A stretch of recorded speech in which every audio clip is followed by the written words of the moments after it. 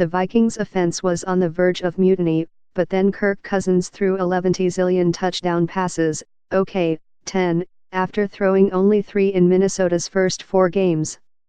The Dallas Cowboys had the most complete offensive roster in the NFC, but then they imploded in 3 consecutive losses.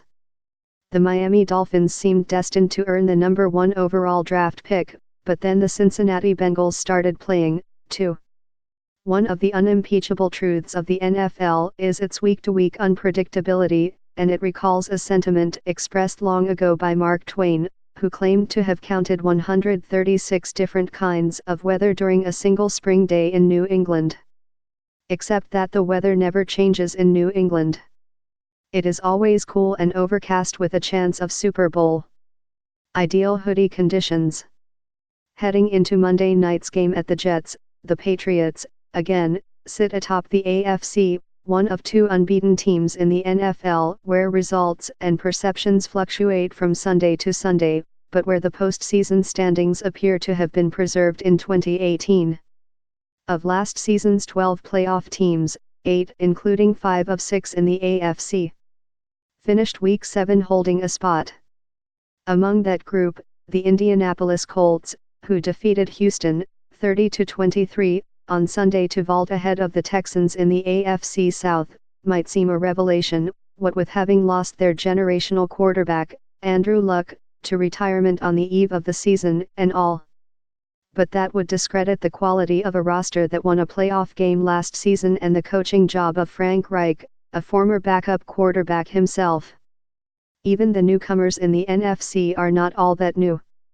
The Green Bay Packers, 6-1, perennial contenders who missed the playoffs the last 2 seasons, are thriving behind a remodeled defense that, until Aaron Rodgers blistered Oakland for 429 yards and 6 total touchdowns on Sunday, had outpaced the offense. The investments of the 4.9 ERS, 6-0, on both sides of the line and the return of Jimmy Garoppolo, a one-time Tom Brady replacement, have fueled San Francisco's long-awaited revival.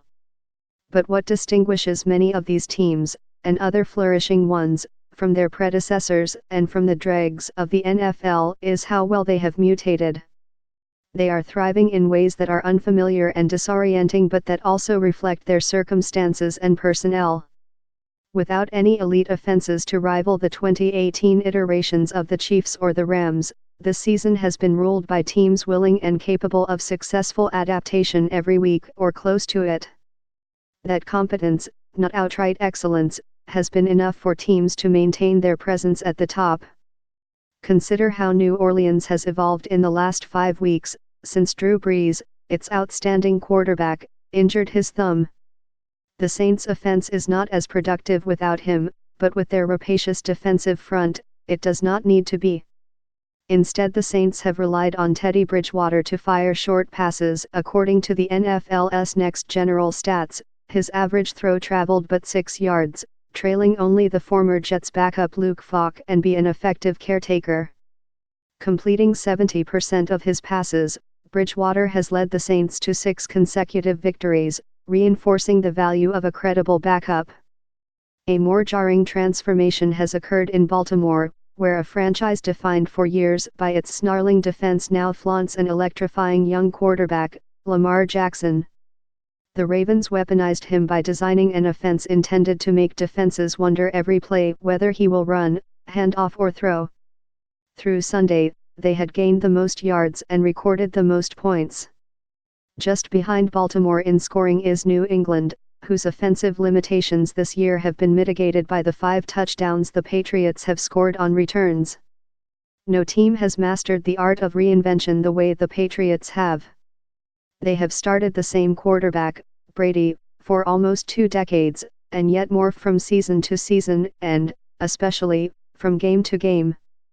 These Patriots are bulldozing opponents not because of Brady, who according to Pro Football Reference commands an offense that has scored on 37.8% of its drives, 15th in the NFL, but rather on the merits of the defense, which the advanced statistical website Football Outsiders deems the league's second best through 6 games since 1986. New England is allowing the fewest points per game, 8.0, and limiting quarterbacks to a 42.6 passer rating, by far the lowest in the league. It should be noted here that the Patriots' defensive proficiency could be sort of connected to the atrocious offenses they've played so far. 4 of their 6 opponents, Miami, Washington, Buffalo, and the Sam Darnold-less Jets, entered Week 7 ranking among the bottom 5 Indiana points scored. The Dolphins and the Redskins are at a stage familiar to the Jets and the Bills, whose inability to unearth a franchise quarterback consigned them to years of mediocrity, and worse.